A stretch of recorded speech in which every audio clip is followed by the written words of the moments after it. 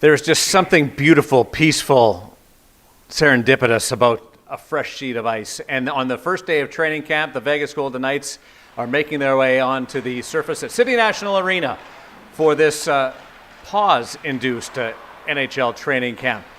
Here is the lineup for you. As the players come out, they'll be split into two groups, 33 players in total. And this is going to go on for the next couple of weeks before the Vegas Golden Knights make their way to Edmonton, their hub city for the Western Conference. But this is a scene that we weren't sure that we would ever see in the 2019-20 season. Players on the ice in a team-operated skate that is going to make its way towards the Stanley Cup playoffs. Coming into Studio 31, high above City National Arena, where the players are going through their initial skates and strides. Darren Millard along with Gary Lawless. Just over 4 months since the NHL paused, and we see an official skate. Yeah, and it's called training camp, but it's a little different in the fact that Kelly McCrimmon made note of this on the weekend, that they're not going from this to the preseason. They're going from this to the Stanley Cup playoffs. There'll be the round robin games, obviously, and one preseason game, but very shortly after this camp is over, the stakes become the highest. It's the Stanley Cup playoffs. This is a team that is built to win and win now. There is an incredible opportunity out there for them on the horizon, a chance to win the Stanley Cup. The circumstances are going to be completely different than ever before in Stanley Cup history, and it starts today in terms of ramping up and being ready to go, so that when they have an opportunity to change their seeding, they'll go in to the round robin, has the third highest seed in the Western Conference, with an opportunity, if they win that little round robin tournament, to be the number one seed. And some, because there's no home ice, some will say, what does that matter? Well, having last change in a game 7 is a real nice tool for a coaching staff to have. So this is business as usual in some respects, but business in a completely different way in other respects. Thank you for joining us this morning, the opening day of the training camp after the pause prior to the Stanley Cup playoffs. So just some housekeeping as everybody loads up into this stream. We will be here every day that the Vegas Golden Knights are practicing at City National Arena, and then be providing updates as well as the team makes its way to Edmonton for the start of the NHL playoffs and the resumption of play and the Vegas Golden Knights round robin. You look around, you're looking on the ice and you're trying to pick up players. You haven't seen these guys on the ice other than little snippets of video. William Karlsson was the first one on the ice today, so that's a great scene. Nick Hague on the ice. You saw a shot of Robin Lehner earlier. This is Zach Whitecloud, who had such an extraordinary bursting onto the scene this year. The coaches, though, are going to have their first opportunity. Pete DeBoer, Steve Spott, Ryan Craig, Ryan McGill, to work with these players, because during Phase 2, it was a voluntary session. The only coaches were on the ice. Goalie coach Mike Rosati was on the ice. So this is the first time that the whole groups are going to be together. Yeah, one of the big storylines here will be, for me, how teams have handled themselves during this pause. And we've been here to watch the Golden Knights. They've had 28 guys skating for almost all of Phase 2. No one left North America.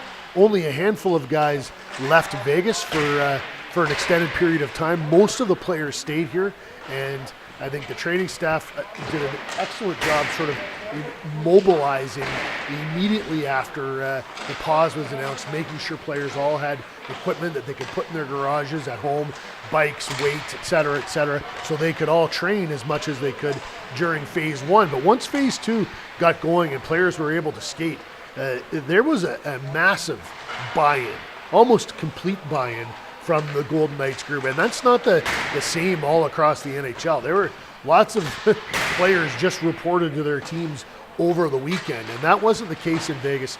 They've all been here for quite some time now, and I think that's an edge. And you mentioned Pete DeBoer. I think he's going to be pleasantly surprised when he sees his guys hit the ice today and sees them start whipping around, and he'll be like, okay, we're in real good shape. let's There's get Pete going. back on the ice Yeah. for the first time with his group. Saw Ryan Craig fly by. So it went in slow stages. The off-ice workouts, then they were allowed on the ice, 6 players to a group, expanded to 12 into roughly 10 days into that stage. Goalie coach was allowed on the ice, and now 2 full groups with assigned lines and the start of training camp. So while we've seen and heard of players being on the ice, today is very much a different, more intense step. Yeah, this is, the coaches are out there. This is, there are 2 players that are going to be in this group that will not go to Edmonton. There's a couple jobs to be won and lost. Now we'll see, depending on injuries, et cetera, how that all pans out. But really, there's something to be gained here for players, and I think Pete DeBoer probably has a lot of line combinations and defense pairings in mind. But depending on how people handled the break and how they handled themselves over the break, some of that may change. I think there's a massive storyline here in the goaltenders, in Marc-Andre Fleury and Robin Leonard, and how DeBoer deploys them. They'll play 4 games before the playoffs, 1 preseason game, and then the 3 round robin games. And will he split them? Will one get 3? Will one get 1? Will they split a game? How he does all of that will be really fascinating, and how he makes a decision on what goalie is in net when the Stanley Cup playoffs begin. That's, that to me is the biggest decision. There's an old expression. When you have 2 good options, that's when there's a hard decision. When you have 1 good option and 1 bad option, it's not a hard decision. You take the good option. He's got 2 excellent options. That's a very hard decision for Pete DeBoer. DeBoer catching up with Nick Hague. Again, this is the first time that coaches, they've been in communication.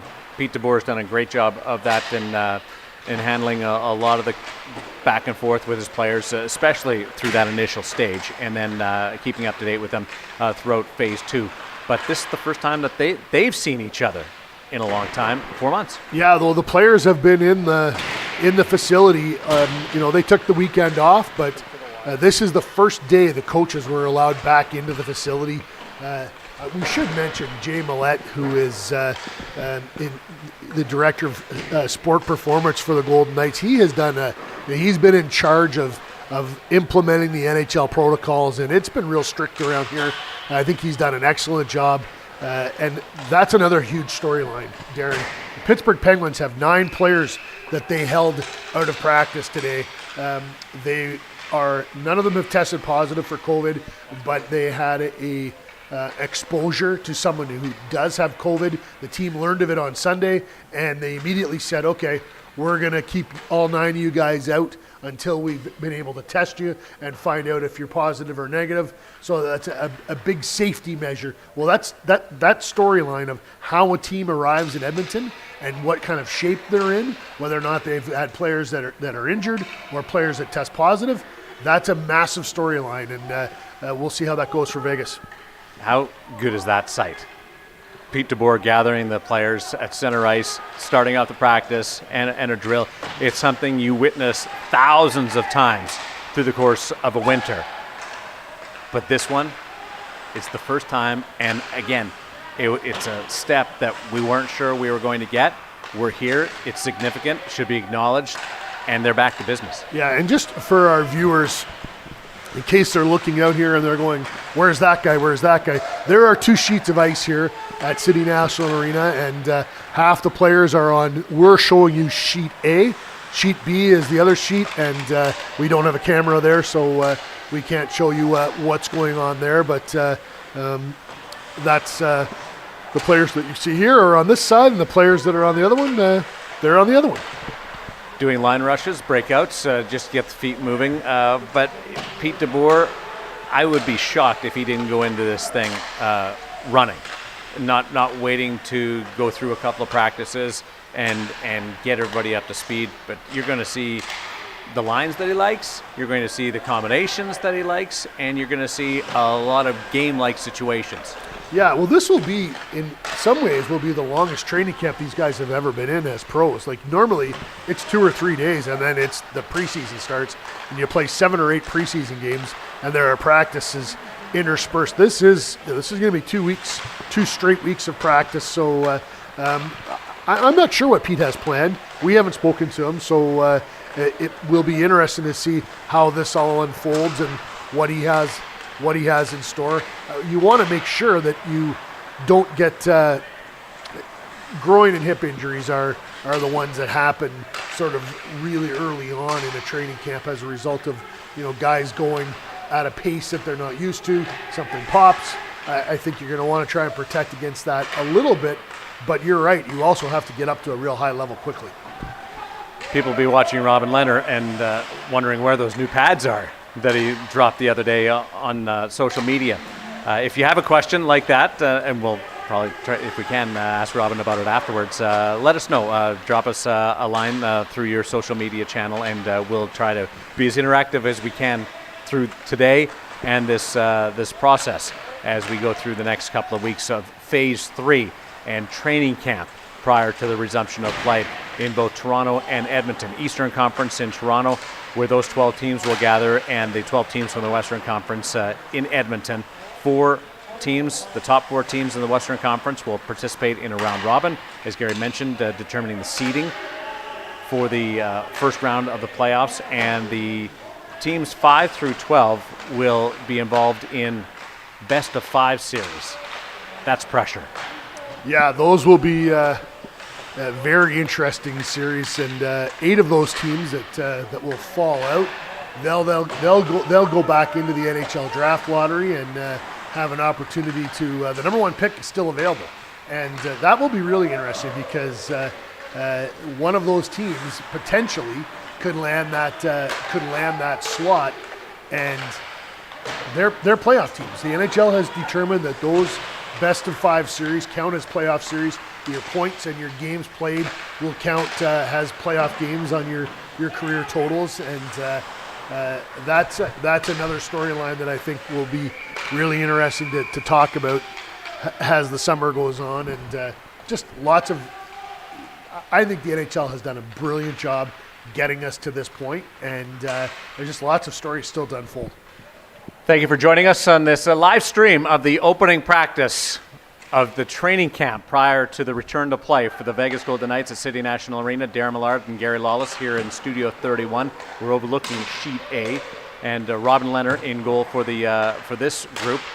And Nate Schmidt is on the ice. Mark Stone is out there. It's great to see Nick Waugh taking part in this. Nick Hague as well. Dave Gosher and Shane Knighty. Storm Bonatoni also in the building today, be part of our coverage of the Vegas Golden Knights as they go through their initial skates. So there's a lot of storylines, but just the 33 players that have been invited to Phase 3 for the Vegas Golden Knights involve 18 forwards, 12 defensemen, and 3 goaltenders. You can take 31. So again, they'll have to leave 2 players off. I thought it was interesting yesterday. They'll take 28 skaters and 3 goalies to Edmonton. So I thought it was interesting that Kelly McCrimmon said that the invitees to this stage, they weren't based on PR, wasn't based on player development. It was the best 33 players to win a Stanley Cup in their eyes. I thought that was just an interesting take on how they're treating this, because not everybody is in the position of the Vegas Golden Knights, and not everybody will treat it exactly the same, because there is value in maybe getting a top prospect some experience, but not at the expense, Kelly says, of an opportunity to win the Stanley Cup here. Yeah, for sure. And I guess like Peyton Krebs is the one guy that kind of jumps out at you. He spent the season playing junior hockey, and he's here as a member of. He's not on the ice today. He has one more day of quarantine, but he'll participate tomorrow. That's a really interesting storyline. All things being equal, Peyton probably doesn't make the team, but who knows? Depending on injuries and how things unfold, he wouldn't be the first young player or the first young rookie to get his foot wet in the NHL playing in the Stanley Cup playoffs. Where the numbers were incredible, weren't they, in the Western Hockey League in he's a the great player. 30 games? Yeah. And I think he's to play devil's advocate. I think he brings something different than a lot of the other depth players bring to this. I think he's the best offensive player amongst that group. He's obviously younger and smaller and not as physically mature as some of the other guys, but depending on the situation and who would be on his line, maybe he can help you out if you lose an offensive player. You would be a drill buster for sure. Can you figure out what Pete DeBoer is telling the players here? Now, why would you say drill? I would be a drill buster? Because you wouldn't be paying attention to what Pete's doing. Then you'd go to the back of the line. You know what? I'm gonna play nice today because it's our first day back. But you're in a bit of a glass house right now. Obviously, first day back, and think of the fact that Pete just joined this team in January. You'll have to be paying attention for sure when they're putting the drills on the grease board today. It's great. The whiteboard, the big triangle, give and goes, and working their way through. Did you need a whiteboard to figure out how to get here this morning? No, but I did miss one email that potentially put me in peril of not being on. I need to set my clock to Australian time, so I'm just maybe back to work time. So I'm way ahead of the pace. I'd like to say hi to Louis in Perth, who's Louis. checking in from Australia. So great to have you part of this, and boy, it's the sights and the sounds. It's wonderful.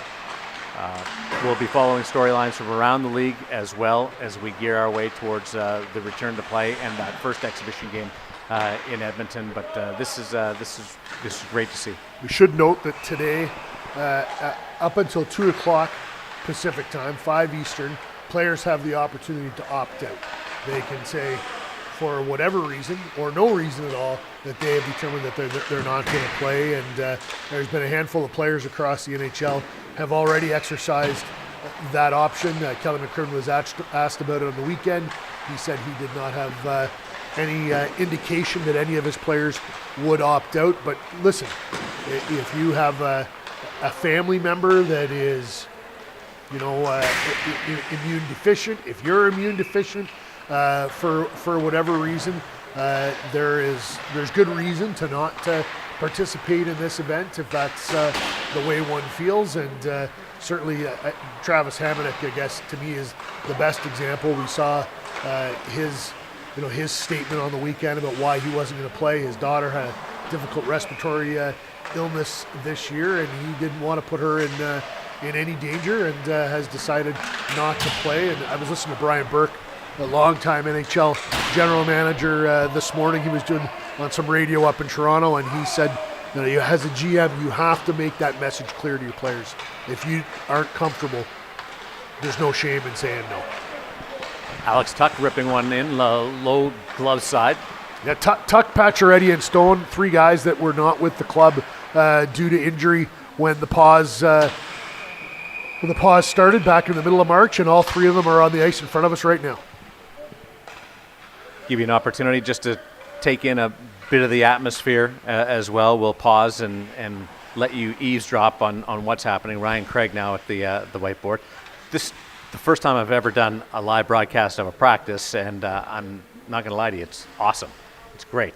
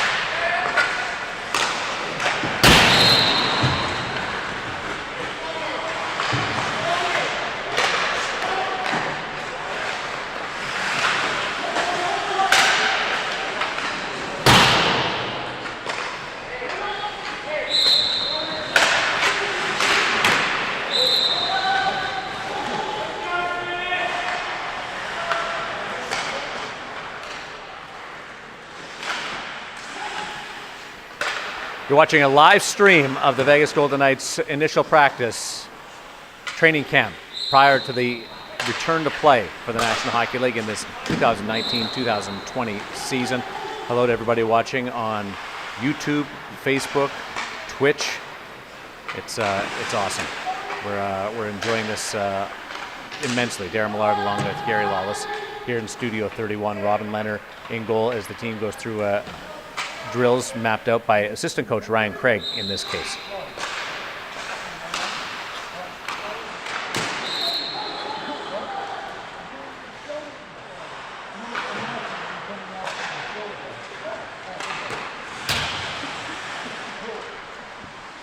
Some real interesting storylines for me, Darren, are younger players. I guess, and I would start with Shea Theodore. Shea didn't have a training camp last year. He fought cancer last summer. And, obviously, from December 9th on, he was one of the best defensemen in the National Hockey League. I think he ranked fourth in scoring amongst all defenders from December 9th on. But I was always wondering, because he didn't have that summer, that camp, to build a base, a foundation of strength, was he going to hit a wall?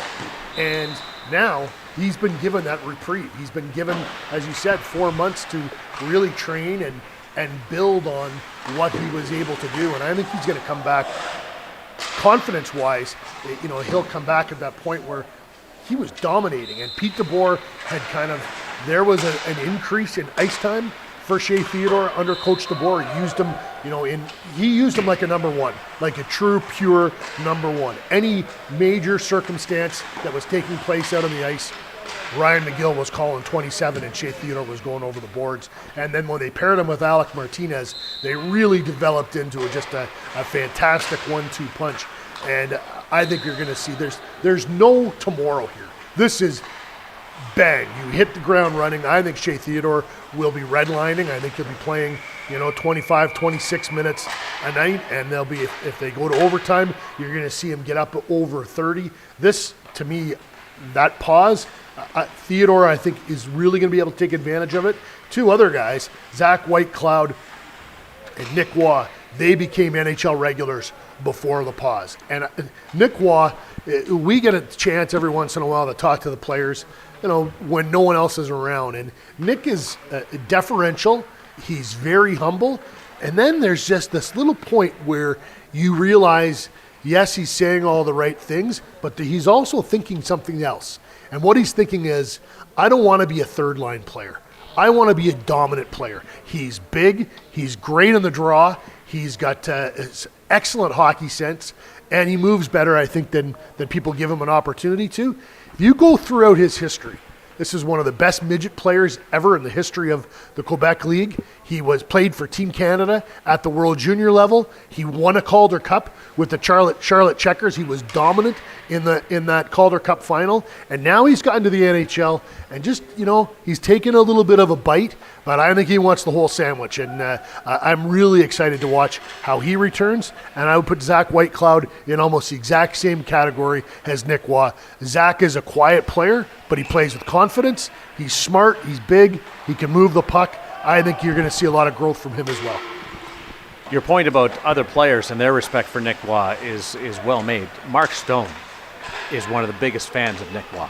I think you go around that dressing room and they all really appreciate what he does because Nick Waugh plays the game to win. He plays it for his teammates. He does not play it for individual stats, but he loves to match up and loves to try and shut down the player he's playing against, but then go farther, not just shut that player down, but then go and beat that player and create offense. It's the two-way player, and a guy like Riley Smith, there might not be a better example. He's right up there with the Bergerons, and the Taves has one of the best two-way players in the National Hockey League, and Nick Waugh is getting a chance to learn right alongside Riley Smith, and that's a great opportunity. Want to reinforce that there's two groups of Vegas Golden Knights on the ice today, right now. You're watching the group on Rink A.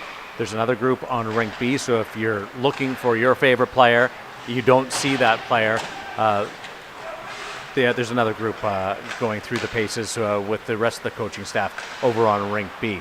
So just don't get too concerned here. I think they will switch surfaces after when they flood here. I think they'll flood probably right around the 1 hour mark, and then the players will flip surfaces, and you'll see the group that is on Sheet B will move over to Sheet A, and Sheet A will move to Sheet B. Players are back to work, training camp prior to the return to play, and every day that they are on the ice, we will be here in Studio 31 bringing you live coverage and commentary and bringing you the storylines, the latest information from the Vegas Golden Knights as they gear up for the round robin in the return to play in Edmonton, facing Colorado, Dallas, and the reigning Stanley Cup champion St. Louis Blues in that phase of the return to play, and that will determine the seedings. Well, Vegas goes in as the number 3 ranked team. They have an opportunity to climb a couple of spots, so that's what's at stake for the Vegas Golden Knights. But before that, before going to Edmonton, as teams report to Edmonton on July 26th, it'll be a couple of weeks of training camp. Yeah, obviously, those games will be very important, and the Blues, to me, are one of the teams that really benefit from this pause. They are the Stanley Cup champions. They played the longest last year, and then they had a month to 2 month long party, moving the Stanley Cup all around to their home teams, and you get to enjoy that moment. It maybe affects your training a little bit. Now, they didn't show much of a hangover, and when the pause came, they were actually playing their best hockey of the season. But again, you wonder if that wall is out there somewhere in the distance, and when they're going to hit it. Well, they've had more time off in the pause than they did between the Stanley Cup and the return to play last year. Yeah, 4 months is probably the longest any of these players have had since they were little boys, since they were playing Bantam or Pee Wee. 4 months is a long break in today's world. I guess if you get eliminated and you miss the playoffs, you're out April, May, June, July, August. It's that can be a long break as well. But for Riley Smith said to me early on in this, because they weren't on skates for the longest period of time, they couldn't come to the rink up until throughout phase 1. He said, "This is the longest I've ever been off of skates. Like, this is very strange." So I think players like Alex Pietrangelo,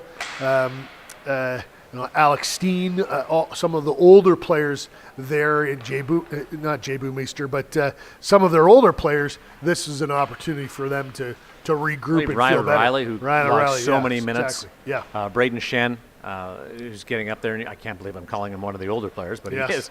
Yeah. But you're right, and also gave Jordan Binnington a chance to reset. There's benefits. I mean, we're not going to kid anybody. The Golden Knights were a beat-up team at the pause. Oh, absolutely. Max Pacioretty but wasn't playing real well. Mark Stone wasn't going to be in the lineup for that game against the Minnesota Wild the day of the pause. They got a chance to regroup, but so did everybody. We'll never, ever have a Stanley Cup playoff again where every single team is healthy and on top of their game in the week before before the return to play. I mean, some people will get hurt or injured, and they'll have players opt out. But boy, this is going to be every team at their peak. Max Pacioretty was the first to say it, and I wrote a column with him in, I think it was April 19th, and he said, "This will be the hardest Stanley Cup to win ever, because everybody's going to be healthy. Everybody is going to be in a position. There's 24 teams. Then you think about it, he said, we don't know where we're going to play." This was back in April before they had their return to play document and a new CBA. And he was like, what if we're playing away from our families? They are. What if we're in, all in one city? They are. All of those circumstances combined to make this different than any other year. I'm not sure if it's going to be the most difficult to win, but it is certainly the most unique. The players have left the ice. They'll go do a flood, and the coaches will come back, and we'll see probably the first half will be drills and getting everybody some just touches and some flow, having the full group on the ice. Then we'll probably see a lot more game-like situations, simulations throughout the second half of practice as coaches try to work on things like special teams and different aspects of their game. And the other part of this is you never really can develop a game plan for a one-off. And what I mean by that is if you're playing St. Louis on a Wednesday, you're not going to change and put in a bunch of things for that team. You'll have tweaks and you'll be aware of things to take advantage, but you really can't put a whole lot different in. They have 2.5 weeks to prepare for 3 teams. The coaching staff has already done their work, but now they can drill that in.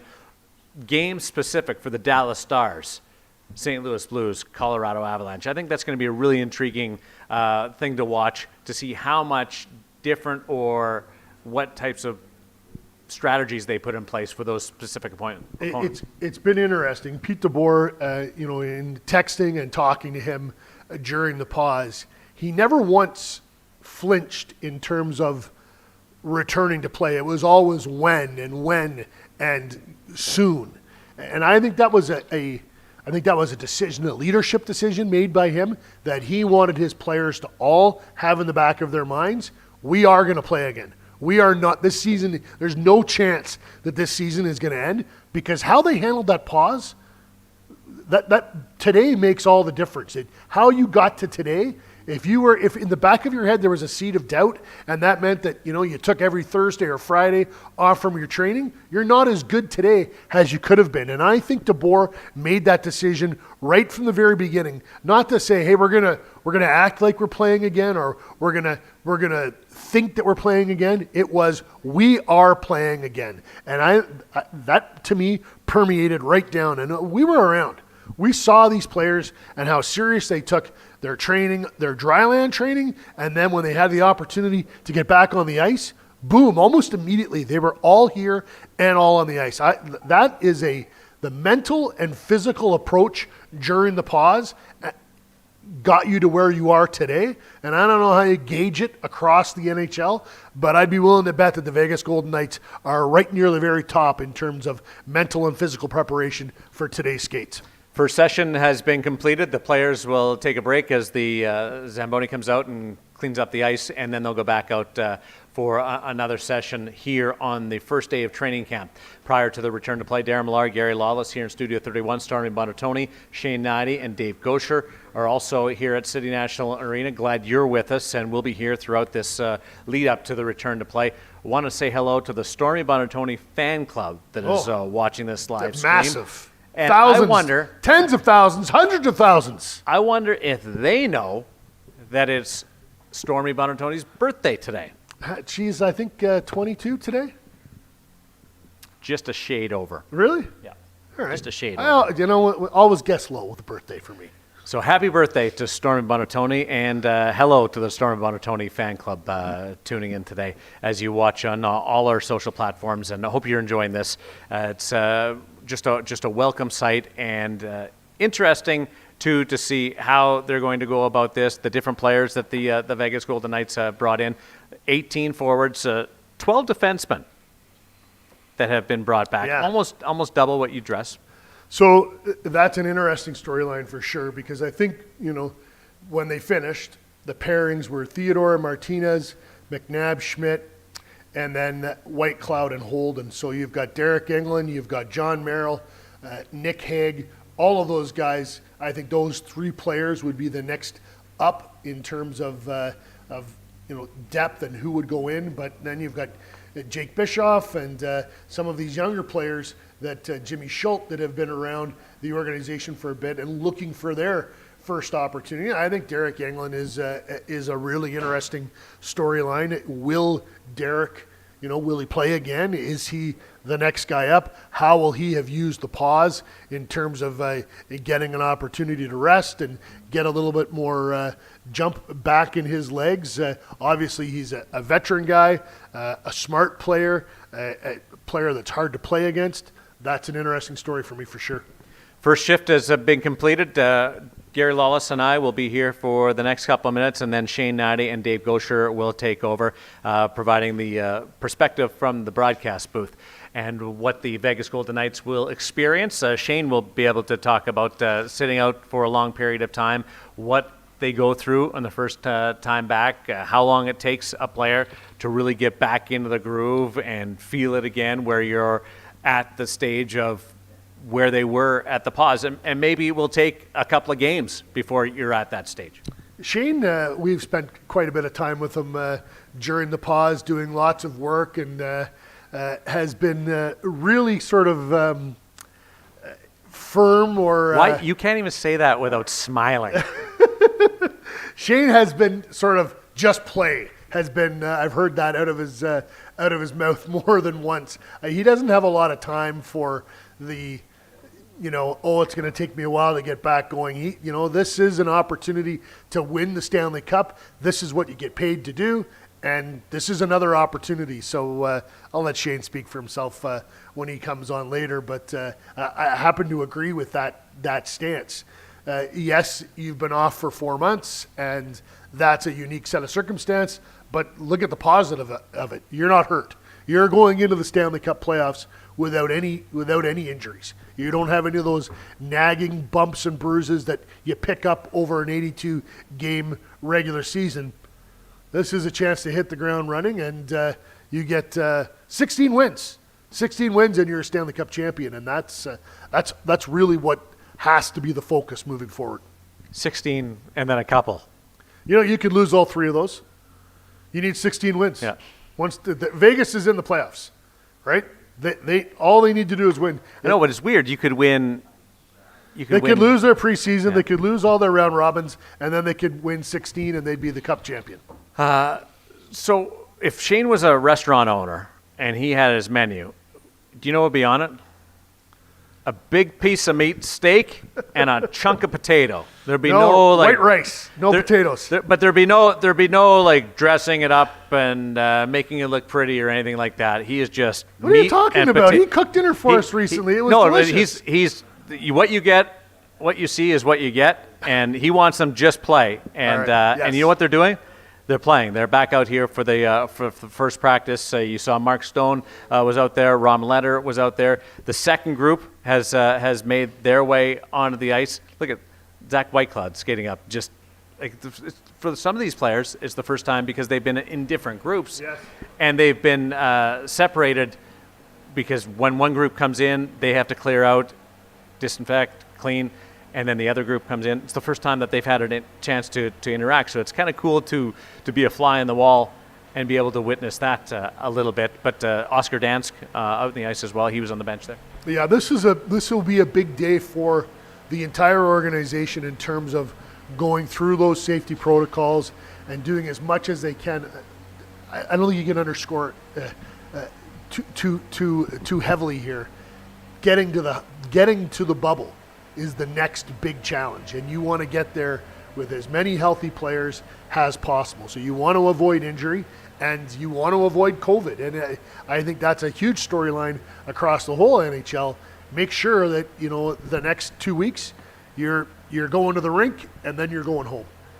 You're not in places where you could pick up this virus just through a secondary transmission. You want to do everything you can to put yourself and your team in the best position to get those 16 wins. Being responsible to yourself, to your family, to your teammates, to the organization. It's 2 weeks. And an opportunity to win a Stanley Cup. So you see the teams coming out, the 2 groups coming out. They've each had their initial practice on Rink A and Rink B, and then they will come together and do some game simulations with the coaching staff, who will all be on the ice together as well. We saw them split up. Steve Spott, Ryan McGill were on Sheet B, and Ryan Craig and Pete DeBoer were on Sheet A running this group. And when they get back to going, so this is when sort of the strategy and just the real game-like situations, you'll see a little bit more of that. And for those of watching in. We speak to you as you take part and hopefully enjoying this conversation that Gary and I are having, which is a lot more free-flowing than we would normally get in a normal broadcast. But coaches, what an opportunity just to be able to watch and be part of a broadcast or a practice that a National Hockey League team is going through. See Ryan Craig and Pete DeBoer running drills and setting things up, and it's just a neat experience. Yeah, this is obviously will be the coaches. They went through the whole pause, sort of doing, having Zoom calls and planning every week, and now all of those plans are getting put into use. And they've been waiting for this moment for quite some time. So exciting day for everyone. This has been fun. We will be here every day that the Vegas Golden Knights are skating, and we'll change it up. Dan Duva, Mike McKenna, Storm Bonatoni, who's in the building today as well, will also be part of our presentations. Shane Knighty and Dave Gosher, your broadcast team, have made their way into Studio 31. So recognizing and observing social distancing protocols, we will step out as you watch the teams get ready for the second session. The next voices you'll hear are the voices of Dave Gosher and Shane Knighty.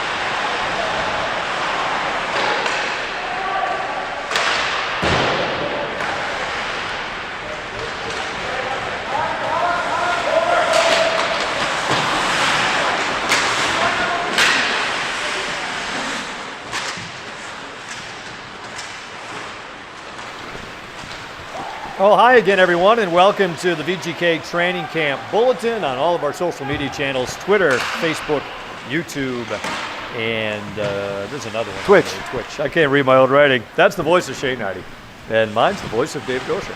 And great to have you with us here from City National Arena, and this is a day, Shane, that a lot of people have been waiting for a long time, which is the NHL now entering Phase 3 in their effort to try to resume what will be the 2020 Stanley Cup playoffs season coming up here, hopefully by the end of July. But how great it is to see the whole team out there on the ice. You know, we've seen it in increments, right? Groups of 6 and then groups of 12, but now for the first time the NHL league-wide today opening up their training camps. This is a sight for sore eyes to see these guys back out on the ice as a group. It's really good to see them, and now, doing some simulated game action as they're out. They've done some drills, now a little bit of a scrimmage. So for these players, it's all been about baby steps throughout this whole process, and now you're seeing them finally for the first time. This is for a lot of them since the pause, playing in this type of situation, and with that comes a lot of excitement, a lot of joy for the players doing what they love, and this is day one. There'll be a lot of energy, a lot of enthusiasm for all the teams. But certainly here the Golden Knights is they're out there actually playing a game of hockey, and that's what they want. Certainly the protocols, everything that's in place here over this period of training camp is the most important part. And for the players right now is trying to get themselves back to game speed as close as they can, as quick as they can. How strange it is, middle of July, that there's training camp here in the National Hockey League, but that's the world we live in right now. And it's interesting, I would think, too, Shane, where in the group of 6, and the group of 12, very clear, no contact, no coaches allowed on the ice either. So this is the first go-through of what, as normal as you could get it, right, under the circumstances where now it's training camp. Is this another, from a player standpoint, another level, you ratcheted it up Absolutely. another step here in the effort to resume the season. Well, it is, and this is, the players, this is what they've been waiting for, and of course the NHL and the Players Association being able to agree the return to play that allowed this to come forward where they get back, and this is all about steps. First it was getting back on the ice, just skating, stick handling, shooting, all the basics, getting a feel for the puck, getting your skating legs underneath you. And then more groups, you do drills, you do some battles, but none of that simulates game action. That's what they're doing now, and this will be the first time as we're watching them to get into that kind of mode where you got to read, react. Certainly for all the players, the goalies, this is what it's going to be like. It's not ideal. You're not going to get to the preseason games. It's going to be a quick turnaround. So it's about getting back as quickly as you can, and I think having the coaches back, they're going to reinstill all those systems, everything that they had and fresh in their mind. You go over it, you make sure everybody's on the same page. They start your day with meetings, then you're on the ice, and this is as a hockey player, this is what this is the comfort zone to get back into this type of situation, regardless of it being summer or July.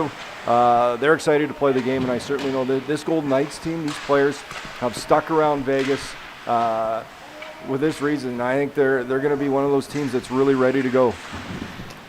In normal time, Shane, could you speak to training camp for a veteran player? I think would mean one thing than it would mean to a rookie trying to make the team. But in normal times, I think players, veteran status, they kind of not ease their way into camp. I don't like camp? Yeah, well, ease your way into camp a little bit, play a couple of exhibition games. Much different deal here. There's no time for any of that. Even the round robin, there's probably going to be a couple of exhibition games. Then the round robin games, but those round robin games have meaning for sure. So maybe the couple of exhibition games might serve as an opportunity to certainly get yourself up to speed. After that, there's no time to ease into anything. It's right into the round robin and then into the first round of the playoffs. And that's what you want. As a veteran player, I wasn't crazy about camp. It was good to get back, quick few days, get back on the ice, get ready to go. Preseason games, most guys only want to play 1 or 2. You play a lot more, but you want to get to the meat of it. That's the start of the regular season. Well, certainly a unique circumstance here now with the situation they're in. They're going right, as you mentioned, it's going to be a quick, maybe exhibition game and then right to round robin with meaningful games that really determine the seeding. So I think there's a level of excitement that these guys have never had heading into this type of situation. They want to get back. They want to get to those games, and when you get to them, they're meaningful right away. There's not a lot of time or a lot of room for mistakes early. Regular season, you start out, you lose a few games or have a slow start to the season. There's 82 games to go through. This time, there's not so much. They're going to have, like I said, the round robin, 3 games determine the seeding, then they go right into playoffs. You need to hit your stride quickly, and I think because you play those meaningful games as a player, that's that level of competitiveness that has made you a National Hockey League athlete, and that's what you live for, to play competitive, meaningful games and compete for the cup. So I'm jacked. I can't wait for this whole thing to start. Obviously, we got a very important period here right now with training camp, and the safety and the health of the players is going to be paramount. Yep. Well, it's interesting that you look at the lineup for the Golden Knights that's out there. First off, hello to Julio from Chile watching us on Facebook. Wow. Send us any questions you have, and we'll do our best to answer. I'm tired of answering Dave. Send some good questions. Yeah, that's right. If people that know what they're talking about, please send in whatever questions you have. With the pause, Mark Stone was out. Max Pacioretty was going to be out. Alex Tuck had been out a long time. And now, as we look down on the ice here today, they're all back. Most teams are going to be as healthy as they have ever been, quite obviously. There's still, I read the other day Steven Stamkos has got a nagging injury down in Tampa. But, that line of Pacioretty, Carlson, and Stone back together. Smith, Stastny, Marchessault. Interesting look to the third line, right? Stevenson with Nick Waugh and Alex Tuck. I like it. I think Nick Waugh, certainly, there's so many parts of his game that I really like, and he's a guy that's, come in the league, learns fast. He's a big body, so strong on the puck, down low, good in the face-off. With Chandler Stevenson, his ability to move around the lineup, he's been an effective player.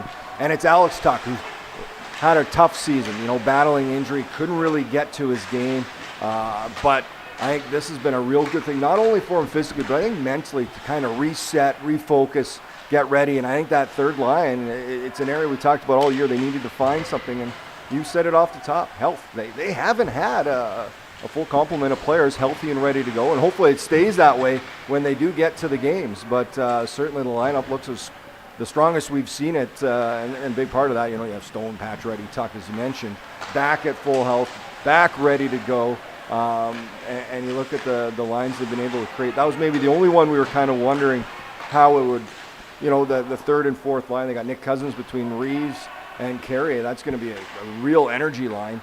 And all this may change. Right. There may be, we'll see how these first few days of camp go. Guys getting back, their skating legs. You wonder how the groins, the hamstrings, all those areas will hold up when they kind of get back. But they got a lot of depth in this lineup.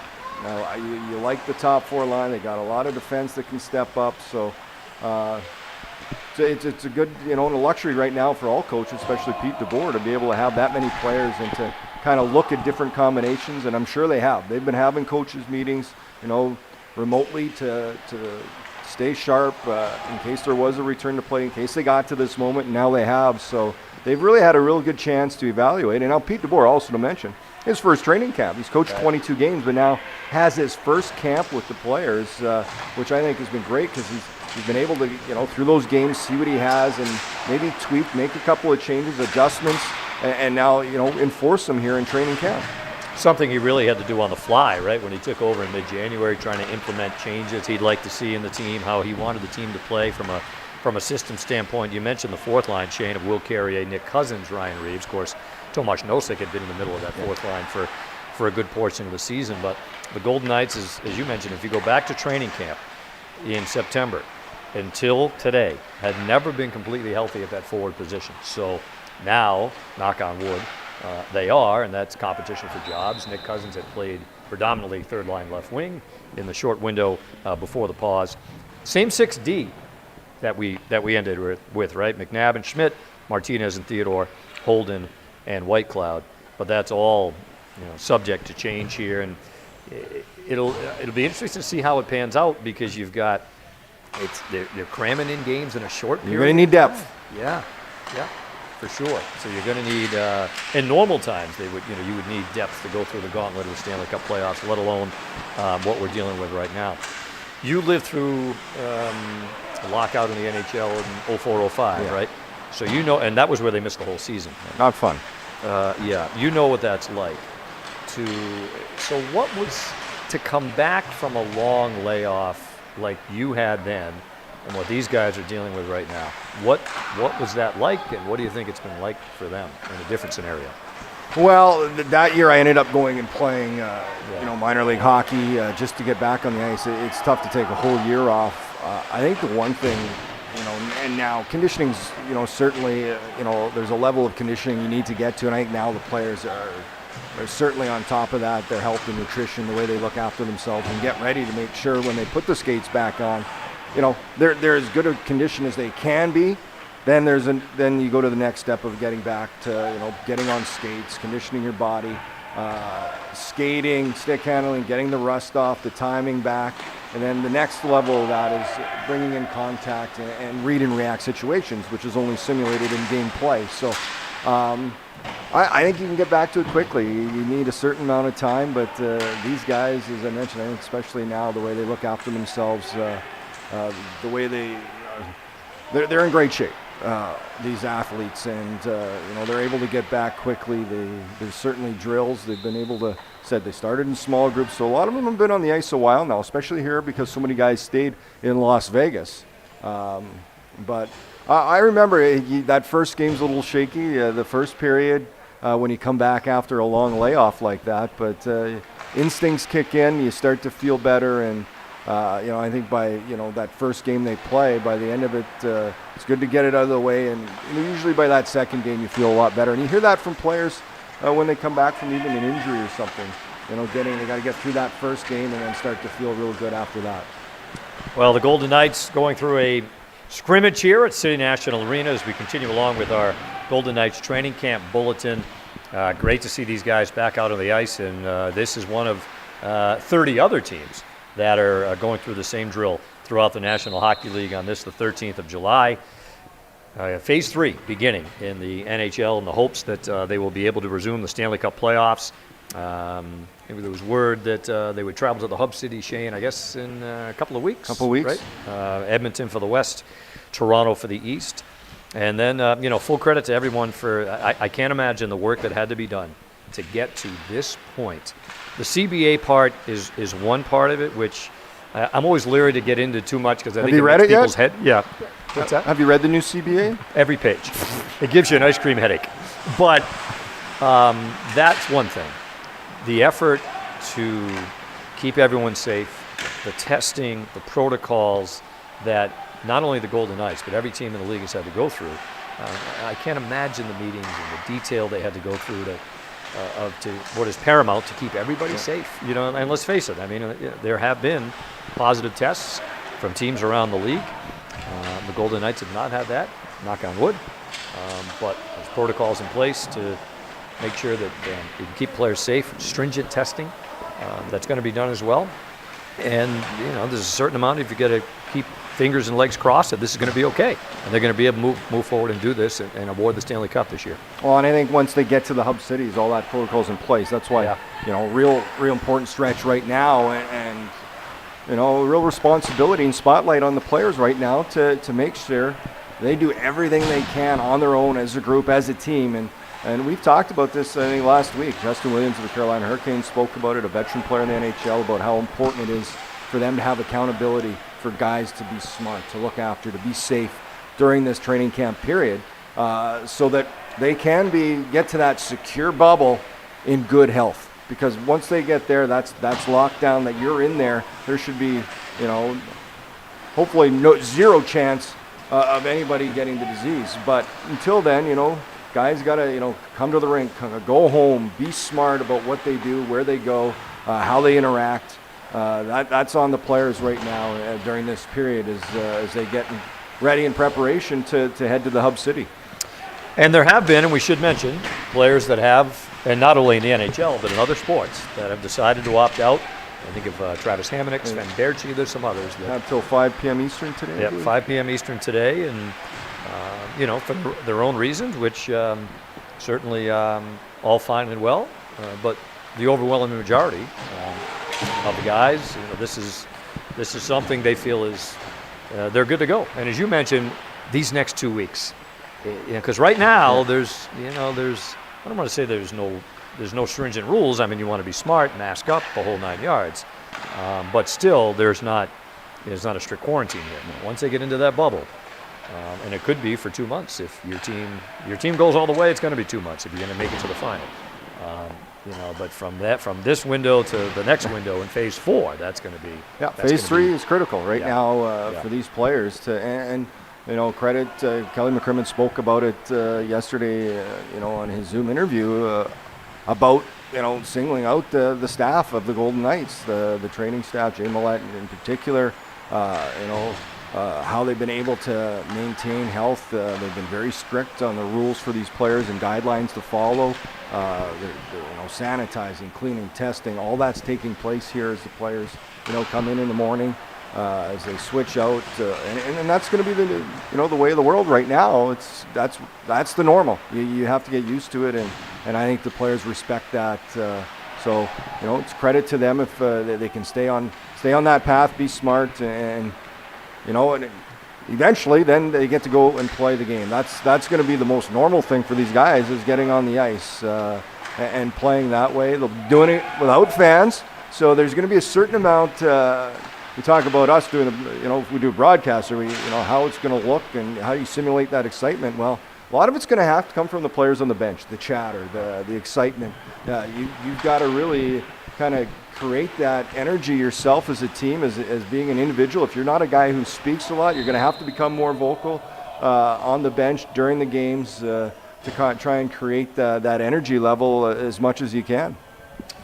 Well, T-Mobile Arena, as we know, Shane, over the last 3 years, if it's not the best home ice advantage in the league, it is certainly in the top 3. Now, there's none of that, right? You're going to be in an empty building. And I know, and look, we know that Vegas was rumored for a long time to be in the running to be one of the hub cities, and that did not happen. And I always thought it was going to be very strange to see the Golden Knights score a goal at T-Mobile and have there be no crowd reaction whatsoever. That being said, every team is going to be in the same boat. We'll be broadcasting exhibition games, round-robin games, first round of the Stanley Cup playoffs from where we are sitting. No broadcasters will be allowed. A lot of pressure on you, Dave. In the building. It's very nerve-wracking. But all in an effort to keep as many people out of the building as possible. And if you think about it, sake of argument, the Golden Knights are playing Nashville in the first round. It's home and road television, home and road radio, national TV in the U.S., national TV in Canada. That's a lot of people to be in a building. And as much as we would love to be there, we'll be sitting right here, calling it off a monitor, which will be different. I know you've done this in your illustrious career. I did it in college in Nintendo video games in the dorms at Boston University. Dave, you can call anything. And then EA Sports, we did our simulated games. We called some simulated games. That's right. Golden Knights had a big win in 6 games over the Predators in the EA Sports simulated games. And then we played the NHL legends. We've had Gordie. That's right. Never thought you'd be calling the names of Gordie Howe and John Beliveau. That's right. Who else was in that game? Everybody. Everybody. Bobby Hull, Wayne Gretzky. Bobby Hull, Wayne Gretzky. No Bobby Orr. Bobby Orr didn't make the cut. You're still upset about that. Incredible. So as you see, the Golden Knights taking a little breather here. They've just had an inter-squad scrimmage at City National Arena, and going to go through some stretching. And they're utilizing both sheets of ice. So you've got 2 rinks here at CNA, obviously, that they will get a lot of use over the next couple of weeks. Yeah. But right now on the main rink where they practice at every day. Yeah, you can see all the smiles on the guys. They're happy to be back together as a group. This is an exciting time for them to get back to doing what they love and getting ready and preparing for Stanley Cup playoffs, which is what it's all about. They want to compete. You want to compete for that cup. And I think, as this group, from what we've heard, what I've seen, the enthusiasm, the excitement, they're lasered in. They're focused on that task, and it's great for Golden Knights fans to see this group together again and preparing themselves for hopefully what will be a long playoff run. Question, Shane, from Kiernan wants to know, who do we think could be a breakout player for the Golden Knights in this postseason? I don't know if there's player singular. Could be players. It could be players. Plural. You're always looking, and I think that, certainly Shea Theodore sticks out for me, the way he was able to turn it on from, December forward. Didn't have much last year as he fought cancer throughout the summer to sort of prepare for the season, and then, kind of got into it, and then December took off. One of the top scoring defensemen in the NHL from December till the pause. I think he's a guy whose game continues to grow massively. And then that third line, I'm looking at that as a factor. I think I'd love to, we'd love to see Alex Tuch get back to his form along with Nick Watt. That's two big guys. Chandler Stevenson's a strong guy. That's a tough line to contain. It's got size. It's got speed. I'm looking at that line really to be maybe possibly the breakout line as they get ready. It brings it adds more scoring depth, but not only that, responsibility in their own zone. Nick Waugh a very defensive, smart forward. There's an offensive side of his game that we've seen flashes, and I think, with an increased role, you might see more of it. And then, of course, Stevenson had a, career year here, and then Alex Tuch looking to get back to, kind of the previous season. It's been a real tough year for him. You can't hit your stride when injury after injury. It's just bad luck for him. So I'm going to go with that third line. That's the line I'm going to look for. Well, and you think back to last year in the first round against San Jose, and at that time, that first round series, it was Stastny, Stone, and Pacioretty that were off the charts in that series. Mark Stone and Max Pacioretty have been really the two most consistent Golden Knights this season, right up there in terms of leading the team in scoring. And I'm with you, Shane, on the third line, and I think, you think about Alex Tuch, and he can really be a wild card, right? Yeah. He's got a lot of things you can't teach. Great size, great reach, he can skate. Certainly has the ability to score, put home 20 2 seasons ago, but he hasn't really been able to get out of first gear this year, right? He got hurt late in training camp. He suffered a couple of other injuries after that.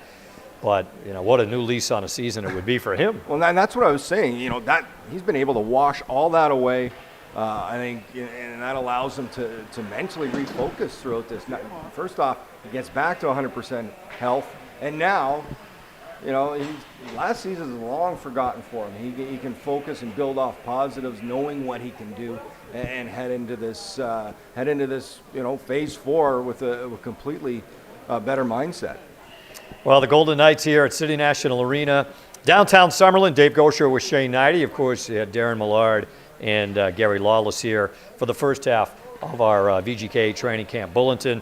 All of us are going to be involved throughout the next couple of weeks. Stormy Bonantoni, Dan Duva, Mike McKenna as well, along with the quartet that you've seen here today. We're trying to keep track of your questions. I'm not texting Fred here. I'm just trying to keep track of the questions that are coming. Gary's the one who goes on his phone. Send a text to Shane. What are you up to?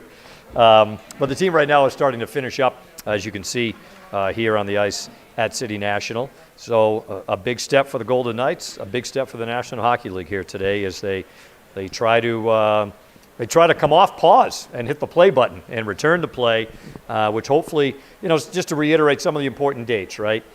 End of July, they're looking at a couple of exhibition games, and early August 1st or 2nd. August 1st is when August 1st is when the play-in starts. Yeah.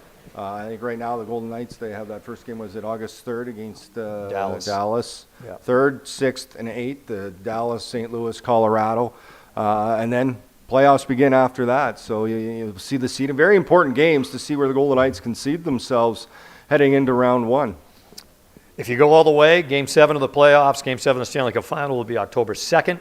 The draft, October 7th, I believe, 6th or 7th in that window. Yeah, and then you can reset the draft and free agency. Oh, it's crazy. Training camp not until November the 17th. They're targeting December 2nd to start next season.